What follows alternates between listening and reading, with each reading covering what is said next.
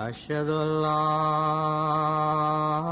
إله إلا الله وحده لا شريك له وأشهد أن محمدا عبده ورسوله. أما بعد فأعوذ بالله من الشيطان الرجيم. بسم الله الرحمن الرحيم. الحمد لله رب العالمين الرحمن الرحيم مالك يوم الدين. إياك نعبد وإياك نستعين. اهدنا الصراط المستقيم صراط الذين أنعمت عليهم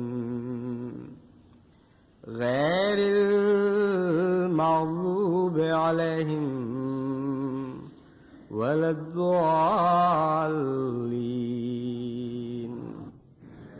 لا يؤاخذكم الله باللغو في أيمانكم ولكن يؤاخذكم بما كسبت قلوبكم والله غفور حليم. قول معروف ومغفرة خير من صدقة يتبعها أذى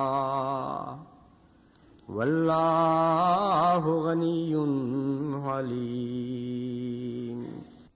یہ دو آیات جو میں نے آپ کے سامنے تلاوت کی ہیں، ان میں اللہ تعالیٰ کی صفت حلم کا ذکر ہے، یعنی اللہ تعالیٰ کو حلیم کے طور پر پیش فرمایا گیا ہے.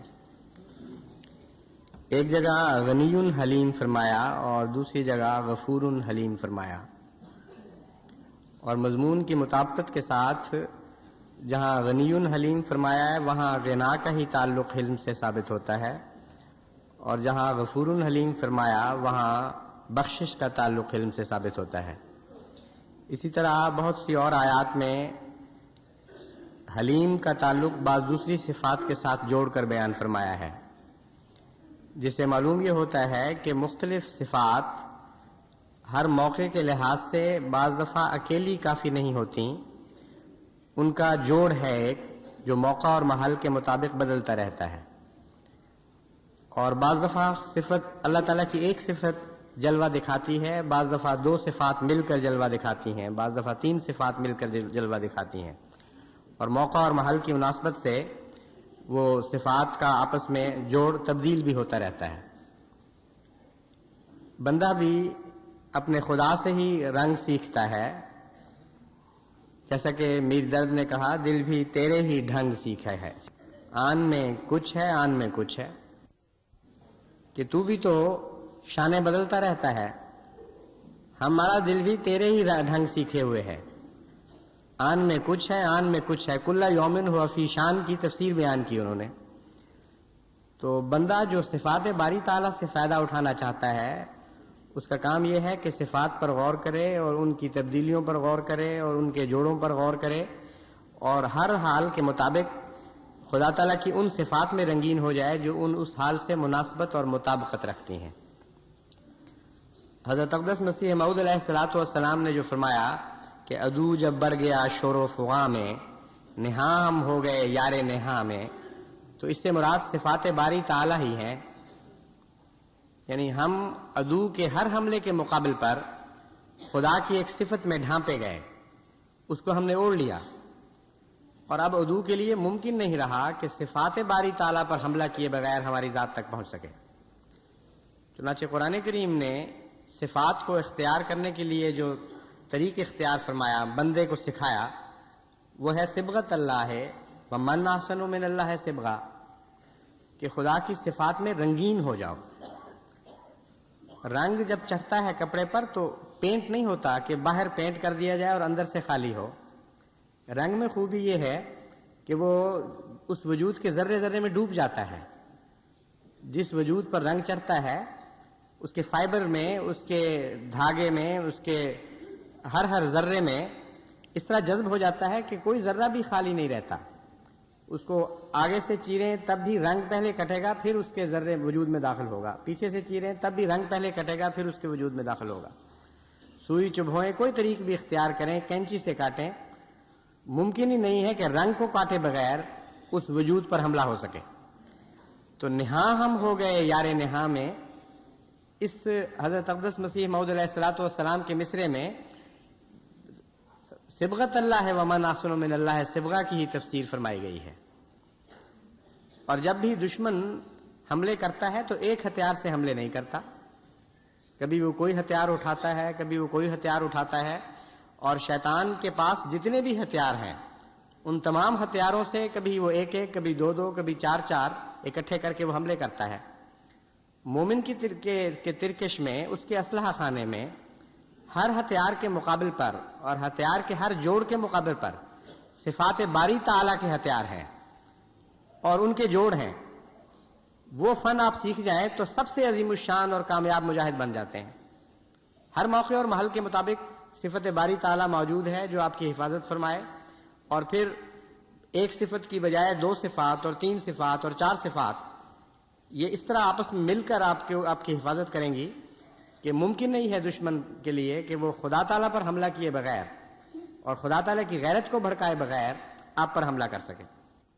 یہ آپ نے دیکھا ہوگا کہ دوستیوں کی اصل بنیادی وجہ صفات کا ملنا ہوتا ہے۔ ہم مشرب و ہم پیالہ کیوں کہتے ہیں؟ اس لیے کہ ایک صفت، ایک عادت صرف اکٹھی ہے شراب پینے کی، اور اس کے نتیجے میں گہری دوستیاں ہو جاتی ہیں۔ تو جب ایک ایک عادت بھی انسان کو ایک دوسرے انسان کے ساتھ اس طرح باندھ لیتی ہے کہ ایک انسان دوسرے کے لیے غیرت دکھاتا ہے، اس کے لیے قربانیاں کرتا ہے، اس سے محبت اور پیار کا اظہار کرتا ہے، اس کے دشمن کا دشمن ہو جاتا ہے، تو کیسے ممکن ہے کہ ایک بندہ اپنی خدا کی صفات اختیار کر لے اور اللہ تعالیٰ اس کے لیے وہ غیرت نہ دکھائے؟ یہ ناممکن ہے۔ جس صفت کو بندہ اختیار کرتا ہے اس صفت میں اس کا خدا سے ایک جوڑ بن جاتا ہے، اور جب اس صفت پر حملہ ہوتا ہے تو خدا تعالیٰ کی صفت از خود اس کی حفاظت کے لیے سامنے آ جاتی ہے۔ بس اس لحاظ سے حلم بھی ایک بہت ہی عظیم الشان صفت ہے جس کو اپنانے کی ضرورت ہے، اور خصوصاً اس وقت جب کہ دشمن غیظ و غضب دکھا رہا ہو اور حد سے آگے بڑھ رہا ہو، اس وقت حلم کی صفت کی بہت ہی ضرورت پیش آتی ہے۔ حلم کے معنی ہیں بردباری، فہم اور عقل، لیکن حلم میں اور عام عقل میں، عام فہم میں ایک فرق یہ ہے کہ جو قامہ اور استقامہ میں ہے، قامہ بھی کھڑے ہوئے شخص کے لیے بولا جاتا ہے اور استقامہ بھی کھڑے ہوئے شخص کے لیے بولا جاتا ہے، لیکن قامہ میں مقابلہ نہیں ہوتا، استقامہ میں مقابلہ پایا جاتا ہے۔ قامہ ایسے کھڑے ہوئے آدمی کے متعلق کہہ سکتے ہیں جو از خود کھڑا ہے، کوئی اس کو دھکا نہیں دے رہا، کوئی تیز ہوا نہیں چل رہی اس کے قدم اکھاڑنے کے لیے، لیکن استقامہ اس شخص کے لیے آتا ہے جس کو تند ہواؤں کا مقابلہ ہو، دھکوں کا مقابلہ ہو، مشکلوں کا مقابلہ ہو، زلازل کا مقابلہ ہو، اس کے باوجود اس کے پائے ثبات میں لغزش نہ آئے، وہ قائم رہے اپنے حال پر مخالفتوں کے باوجود۔ بس حلم اس عقل کو کہتے ہیں جو غصے کے باوجود قائم رہے، اور حلم اس عقل کو کہتے ہیں جو دشمن کے غصے کے باوجود بھی قائم رہے اور اپنے اندرونی غصے کے باوجود بھی قائم رہے۔ بس اللہ تعالیٰ حلیم ہے ان معنوں میں کہ جب خدا کے دشمن یا خدا کے بندوں کے دشمن غصہ دلاتے ہیں تو اس وقت بھی اللہ تعالیٰ بردبار ہوتا ہے اور اپنے حلم کو قائم رکھتا ہے، اور حلم کے نتیجے میں پھر مغفرت پیدا ہوتی ہے۔ حلم نہ ہو تو غصے کے نتیجے میں جلد بازی پیدا ہوتی ہے، اور اندرونی غصے کے مقابل پر جب انسان پر یہ لفظ بولا جائے تو اس کا معنی یہ ہوتا ہے کہ غصے کو عقل پر قبضہ نہیں کرنے دے انسان. غصہ ایک حرکت کا مطالبہ کرتا ہے، بعض دفعہ بڑی تیزی کے ساتھ، عجلت کے ساتھ کہتا ہے کہ جواب میں یہ کہو. حلم اس وقت قبضہ کر لیتا ہے اور غصے کو اپنی منمانی نہیں کرنے دیتا. ایسی عقل اور ایسی فہم کو جو اس طرح مقابل پر آ کر پھر بھی ثبات دکھا دے اور قائم رہے اور غالب آ جائے جذبات پر، اس کو حلم کہتے ہیں. بس اگرچہ یہ عقل ہے لیکن اس کا دل سے بھی تعلق ہے، اس کا جذبات سے تعلق ہے. اسی لیے حضرت مسیح موعود علیہ الصلوۃ والسلام کو حضرت مسلم موعود کے متعلق جو خوشخبریاں دی گئیں ان میں ایک فقرہ یہ تھا وہ دل کا حلیم ہوگا. بظاہر تو حلم کا عقل سے تعلق ہے، دل کے حلیم کا کیا مطلب ہے؟ مراد یہی ہے کہ جذبات جب اس کو مشتعل کرنے کی کوشش کریں گے اور اس سے جلد بازی کی حرکتیں کروانے کی کوشش کریں گے، شدید مخالفتیں، اس کے پاؤں کھیرنے کی کوشش کریں گی، اس کے دل میں حلم ہوگا، یعنی عقل ایسی ہوگی جو دل پر قبضہ کیے ہوئے ہوگی اور جذبات سے فیصلے نہیں کرے گا بلکہ فہم اور فراست سے فیصلے کرے گا. حضرت صلی اللہ علیہ وآلہ وسلم نے مختلف رنگ میں حلم کی تعلیم دی اور صحابہ کی تربیت اس رنگ میں فرمائی کہ ان میں حلم پیدا ہو. بعض دفعہ حکایات کے رنگ میں، بعض دفعہ اللہ تعالیٰ نے بعض خبریں آپ کو عطا فرمائیں وہ بیان کیں، بعض دفعہ صاف اور سیدھی اور نہایت پاکیزہ دل نشین نصیحت کے ذریعے.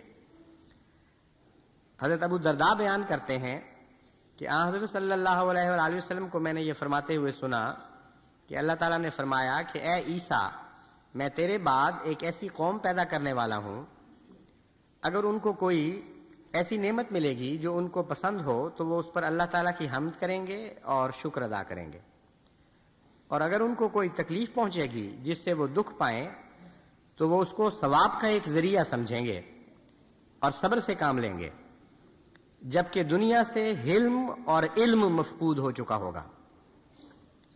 حضرت عیسیٰ نے پوچھا کہ اے باری تعالیٰ، اے میرے رب، وہ کیسے یہ کر سکیں گے جبکہ دنیا سے خود تیرے ہی قول کے مطابق علم بھی مفقود ہو چکا ہوگا اور حلم بھی مفقود ہو چکا ہوگا؟ تو اللہ تعالیٰ فرمائے گا میں اپنے حلم اور علم کے خزانے سے ان کو عطا کروں گا.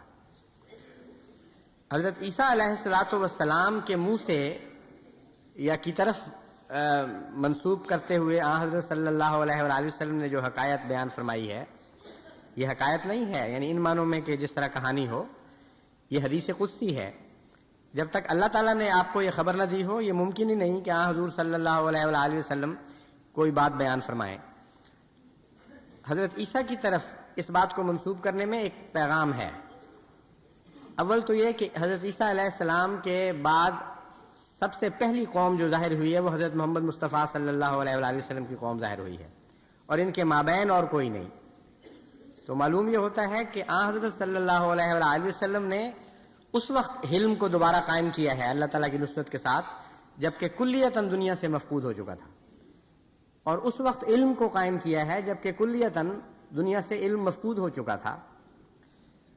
ان معنوں پر اگر غور کریں تو بعث فی الامیین رسولا میں امیین سے مراد صرف اہل عرب نہیں ہے بلکہ تمام دنیا ہے. رسولا منہم، وہ امیین ہی میں سے ایک رسول تھا اور ان کی طرف تھا. حضرت صلی اللہ علیہ وآلہ وسلم صرف اہل عرب کی طرف تو نہیں تھے، وہ تو تمام دنیا کی طرف رسول تھے. اس لیے وہ ایک ایسا وقت تھا جبکہ واقعتاً دنیا سے علم مفقود ہو چکا تھا. صرف عرب امی نہیں تھے بلکہ بظاہر بڑی لکھی قومیں، بڑے بڑے علم کی محافظ اور پاسبان بننے والی قومیں بھی حقیقتاً پوری طرح جاہل ہو چکی تھیں اور علم بھی مفقود ہو چکا تھا. عرب کی تاریخ پڑھیں یا دوسری قوموں کی اس زمانے میں تاریخ پڑھیں، علم تو یوں معلوم ہوتا ہے کہ انقاہ ہے، کوئی ایسا وجود ہے جو اس دنیا میں پایا ہی نہیں جاتا. دوسری صفات بعض اچھی موجود تھی، مثلا سخاوت تھی، مثلا انکساری بھی تھی، عفو بھی تھا، بڑے اچھے اس کی بڑی اچھی مثالیں ملتی ہیں. لیکن علم قریباً مفقود نظر آتا ہے، اور علم یعنی روحانی علم وہ بھی کلیتاً مفقود نظر آتا ہے. تو ایک تو حضرت عیسیٰ علیہ السلام سے خدا تعالیٰ کا یہ مکالمہ بتاتا ہے کہ حضرت صلی اللہ علیہ وآلہ وسلم ان ایسی دو صفات کو دوبارہ قائم کرنے کے لیے تشریف لائے جن کا پہلے کوئی وجود ہی باقی نہیں رہا تھا. اور حضرت عیسیٰ اور آن حضرت صلی اللہ علیہ وآلہ وسلم کے زمانے میں اتنی بڑی تباہی آئی ہے دنیا پر کہ علم اور حلم دونوں اٹھ چکے تھے، اور محض خدا نے اپنے فضل سے عطا کیا. انسان کی طاقت نہیں تھی کہ اس وقت ان دو صفات کو دوبارہ دنیا میں جاری کر سکے. دوسرا، حضرت عیسیٰ کی طرف جب بات منسوب ہوتی ہے اور آپ کے بعد کہا جائے تو اس سے مراد دوسرا عیسوی دور بھی ہے، یعنی مسیح کا ایک اول دور بھی اور مسیح کا ثانوی دور بھی. موسیٰ صاحب شریعت نبی تھے اور امت کے اول تھے. ان معنوں میں حضرت موسیٰ کی حضور صلی اللہ علیہ وآلہ وسلم کے ساتھ ایک مماثلت پائی جاتی ہے، اور عیسیٰ کی اس مسیح سے مماثلت ہے جس کے متعلق حضور نے فرمایا کہ اللہ نے خبر دی ہے کہ وہ ضرور آئے گا. بس خاص طور پر جماعت احمدیہ سے بھی اس کا تعلق ہے، اور جماعت احمدیہ کو ان دو امور میں ترقی کی خوشخبری بھی دی گئی ہے اور ان کی طرف توجہ کرنے کی تلقین بھی کی گئی ہے کہ اللہ تعالیٰ کی صفت علیمی یعنی اس کے علیم ہونے سے حصہ پاؤ اور اس کے حلیم ہونے سے حصہ پاؤ. یہ دو صفات اگر تم مضبوطی سے پکڑ لو گے تو تمہارے لیے یہ عظیم الشان کام دکھائیں گی. بس میں سمجھتا ہوں کہ اس میں جماعت احمدیہ کے لیے خوشخبری بھی بہت ہے اور توجہ بھی دلائی گئی ہے. علم کی طرف تو جو رو چلی ہے اس وقت جماعت احمدیہ میں، اللہ تعالیٰ حضرت خلیفۃ المسیح ثالث کو غریق رحمت فرمائے، آپ نے غیر معمولی توجہ دی جماعت کے علمی معیار کو بڑھانے کی طرف، اور ایک رو چلا دی، ایک جوش اور ولولہ پیدا ہو گیا. اس کثرت کے ساتھ تمام دنیا سے علم کو بڑھانے کی دعاؤں کے لیے خط آتے ہیں کہ دنیا میں کسی قوم میں کبھی بھی کسی نسل میں بھی اس کثرت سے ایسے بچے نہیں پیدا ہوئے جو اپنے علم کو بڑھانے کے لیے اس طرح خدا سے دعائیں کرتے ہوں اور دعائیں منگوانے کے لیے خط لکھتے ہوں. ایک ہی قوم ہے اس وقت دنیا میں، جماعت احمدیہ. کوئی مثال ہی نہیں اس کی، نہ یورپ میں، نہ امریکہ میں، نہ چین میں، نہ جاپان میں، نہ روس میں. کہیں بھی اس طرح آپ کو طالب علم نہیں ملیں گے جو اپنے زور پر اپنی قوت سے علم حاصل کرنے کو کافی نہ سمجھتے ہوں اور محتاج سمجھیں اپنے آپ کو ہر لحظہ دعاؤں کا اور اللہ تعالیٰ کے فضل کا. بس اس حدیث میں جو خبر دی گئی ہے وہ یہی ہے کہ خدا اپنی طرف سے ان کو علم عطا فرمائے گا اور اپنی طرف سے حلم عطا فرمائے گا، جس کا مطلب یہ ہے کہ علم اور حلم دونوں کے لیے ہمیں دعاؤں کی طرف توجہ کرنی چاہیے. اور اللہ تعالیٰ کے فضل سے علم کی طرف تو جماعت توجہ کر رہی ہے پہلے ہی، اور بکثرت علم کے لیے دعاؤں کے خطوط آتے ہیں، لیکن حلم والا پہلو ابھی نظر سے اوجھل ہے، اور حلم کی بہت زیادہ ضرورت ہے، کیونکہ سچا علم حلم کے بغیر حاصل نہیں ہو سکتا. اس کا بڑا گہرا تعلق ہے. مگر بہرحال اس وقت میں آپ کے سامنے جو حلم کا خاص پہلو رکھنا چاہتا ہوں وہ ہے غصے کے وقت اپنی ذہنی حالت کو متوازن رکھنا اور مشتعل ہو کر عقل کو نہ کھونا. ایسی حالت میں صاحب عقل اور صاحب فہم رہنا، جبکہ عام انسان اس وقت عقل اور فہم دونوں کو کھو دیتے ہیں اور مغلوب الغضب ہو کر پھر وہ فیصلے کرتے ہیں اور حرکتیں کرتے ہیں. حضرت صلی اللہ علیہ وآلہ وسلم کے متعلق حضرت ابو ہریرہ کی روایت ہے کہ ایک دفعہ رسول اکرم صلی اللہ علیہ وآلہ وسلم کی خدمت میں ایک شخص نے آ کر عرض کی کہ یا رسول اللہ، میرے کچھ رشتہ دار ہیں، میں ان کے ساتھ ملتا ہوں، وہ کاٹتے ہیں، یعنی میں تعلق جوڑتا ہوں اور وہ تعلق توڑتے ہیں. میں بھلائی کرتا ہوں اور وہ مقابل پر بدی کرتے ہیں. وہ جہالت کرتے ہیں میرے سے، یعنی ایسی جاہلانہ غصے سے مغلوب ہو کر حرکتیں کرتے ہیں کہ ان میں کوئی عقل کی بات نہیں ہوتی. جہالت اور غصے کی حرکت یہ حلم کے بالکل متقابل صفات ہیں. تو میں حلم سے کام لیتا ہوں. حضرت صلی اللہ علیہ وآلہ وسلم نے یہ سن کر فرمایا کہ اگر واقعی ایسا ہے جیسا کہ تو کہہ رہا ہے تو تو ان کے منہ میں گرم راکھ بھر رہا ہے، یعنی خاک ڈال رہا ہے ان کے منہ میں. اس سے اچھا جواب تو نہیں دے سکتا جو تو دے رہا ہے. اور جب تک تو اس حالت پر قائم رہے گا اللہ تعالیٰ کی مدد ہمیشہ تیرے ساتھ رہے گی. بس علم کیا اور فائدہ جو دنیاوی طور پر خود بخود پہنچتا ہے وہ تو ہے، یہ ایک حیرت انگیز اور عظیم الشان فائدہ ہے کہ علم کے نتیجے میں بندہ کوئی نقصان اٹھا ہی نہیں سکتا. بظاہر وہ جو حقوق چھوڑ رہا ہے، بظاہر جو جائز بدلے چھوڑ رہا ہے اپنے، حضرت صلی اللہ علیہ وآلہ وسلم اس کو خوشخبری دیتے ہیں کہ اللہ تعالیٰ اس کی مدد پر کھڑا ہے مسلسل ایسی حالت میں۔ اکثر ہمارے خاندانی جھگڑے حلم کی کمی کی وجہ سے ہوتے ہیں۔ یعنی حلم کا مطلب یہ ہے کہ غصے کی جائز وجہ ہو اور پھر برداشت کرے انسان، پھر جلد بازی میں کوئی ایسی حرکت نہ کر بیٹھے جس سے تکلیف آگے بڑھے۔ یہ مراد نہیں ہے کہ غصے کی جائز وجہ نہ ہو اور پھر وہ حلم دکھائے، غصے کی وجہ موجود ہونی چاہیے۔ اور جتنے جھگڑے ہیں ان میں ہر فریق یہی کہتا ہے کہ آپ ہمیں سمجھاتے ہیں، واقعتاً اس کا قصور ہے، اس نے یہ حرکت کی ہے، اور دونوں فریق اس بات پر مصر ہوتے ہیں کہ دوسرے کا یہ قصور موجود ہے، اس لیے ہم یہ کریں گے۔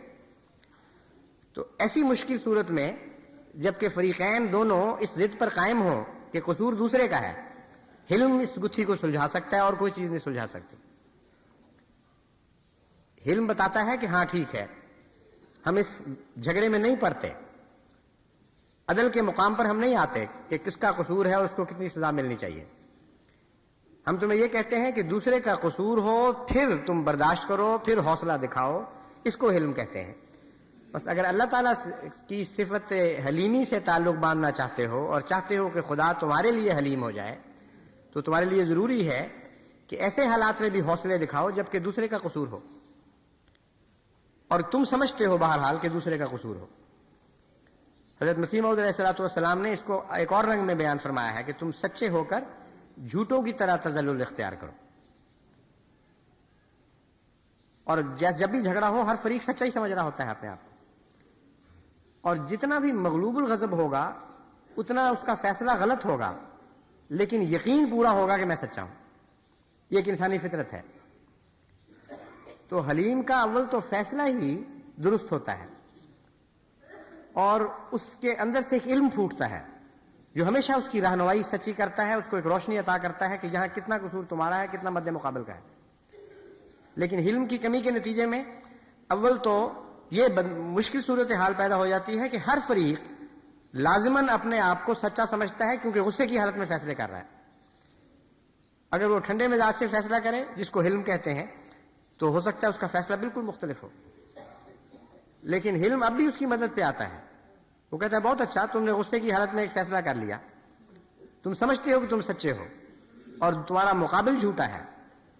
اب خدا کی حلیمی کی صفت، اس کا حلیم ہونا تم سے یہ تقاضا کرتا ہے کہ بہت اچھا، اگر تم سچے ہو اور وہ جھوٹا ہے، تم پہ ظلم ہو گیا، تم غصے کی حالت میں ہو، اب چھوڑو اپنا حق، اب اس سے رحم کا سلوک فرماؤ، یہ حلم ہے۔ اور اب جلد بازی میں کوئی فیصلے نہ کر بیٹھنا، کوئی ایسے قدم نہ اٹھا بیٹھنا کہ پھر ان کی واپسی ممکن نہ ہو۔ اور اسی کا نام حضرت مسیح موعود علیہ السلام یہ رکھتے ہیں، تم سچے ہو کر جھوٹوں کی طرح تذلل اختیار کرو۔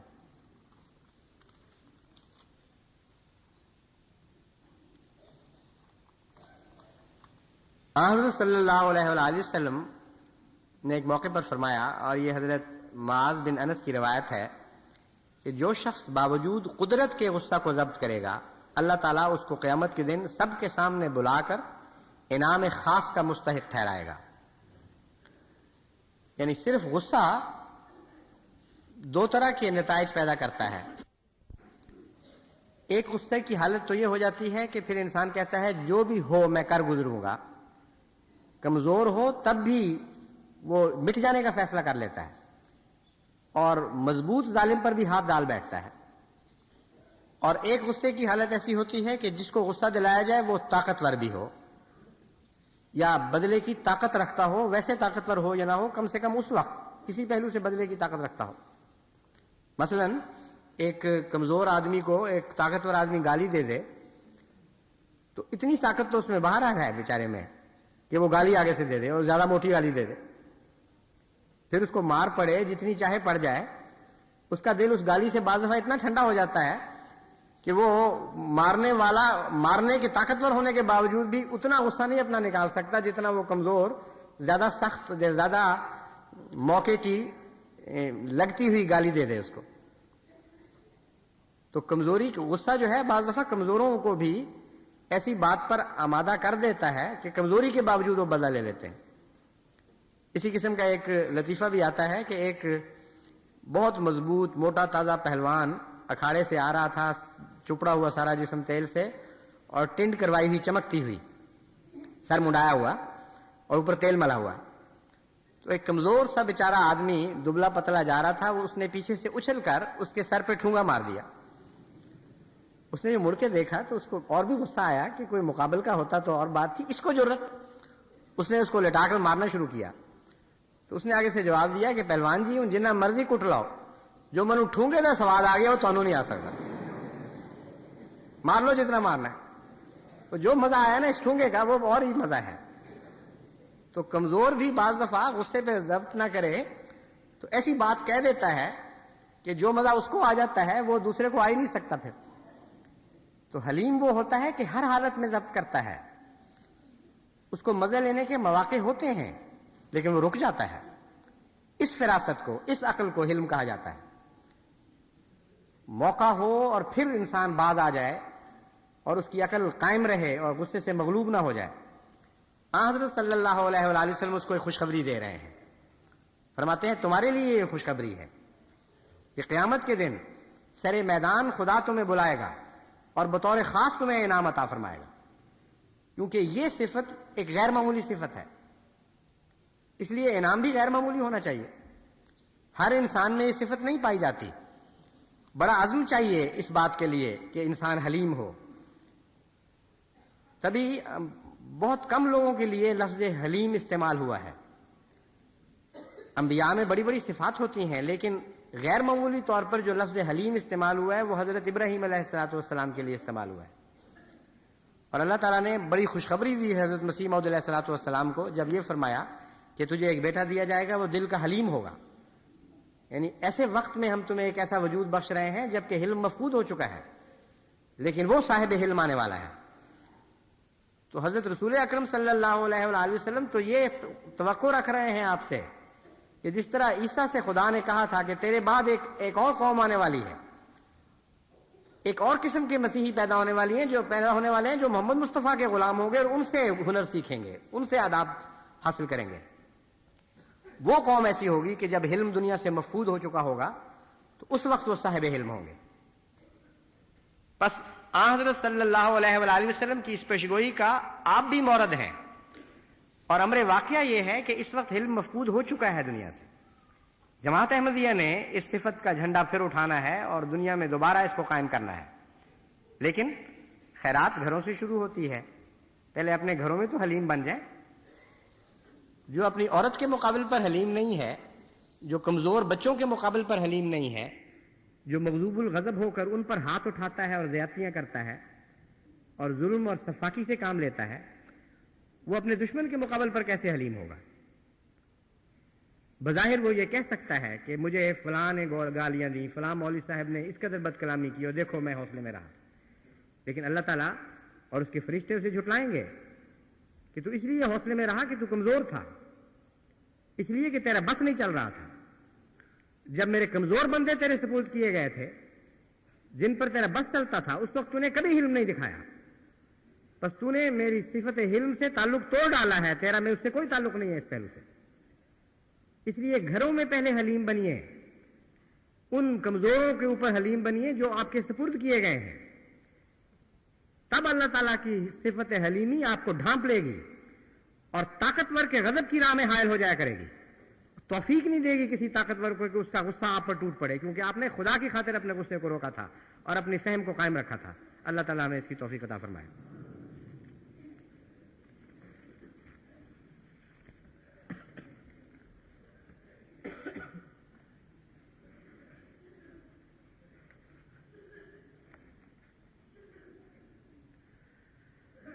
الحمدللہ نحمدہ ونستعینہ ونستغفرہ ونؤمن بہ ونتوکل علیہ ونعوذ باللہ من شرور انفسنا ومن سیئات اعمالنا. من يهده الله فلا مضل له